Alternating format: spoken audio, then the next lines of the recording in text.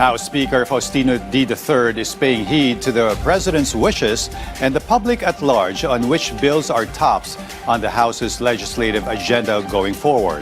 To be sure, the Anti-Political Dynasty Bill, the proposed Party List Reform Act, empowering the ICC further, and one more which aligns with the Freedom of Information Acts should all be prioritized, as our Mela Lismoras dwells on in this report. In line with the directive of President Ferdinand R. Marcos Jr., House Speaker Faustino Boji D. III ensured that the House of Representatives will prioritize the proposed reforms to the country's party list system. During the recent meeting of the Legislative Executive Development Advisory Council, or LEDAC, the party list system reform bill, which came into discussion over the last 2 weeks, is among the administration's priority bills. Ito po ay hindi lamang listahan ng mga batas. Ito po ay malinaw na mensahe na nais ng Pangulo na maibalik ang integridad, katarungan at tunay na representasyon ng ating pamumulitikang sistema.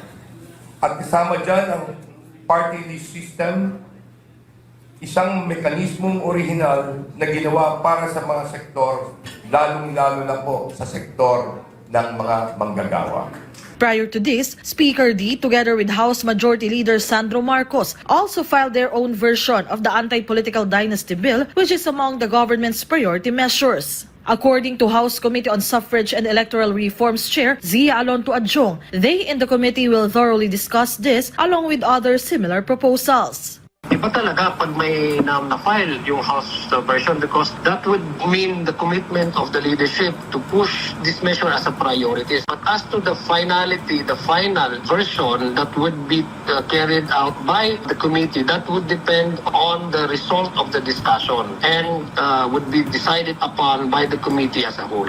For now, the most important measure remains the proposed 2026 national budget. The start of the Bicameral Conference Committee or BICAM deliberations has been delayed by a few days, but House Committee on Appropriations Chair Micaela Swansing explained that they needed adequate time to prepare, especially since this will be the first time in history that the BICAM will be live-streamed. Well, mataas ang expectation ng publiko dito sa BICAM na ito.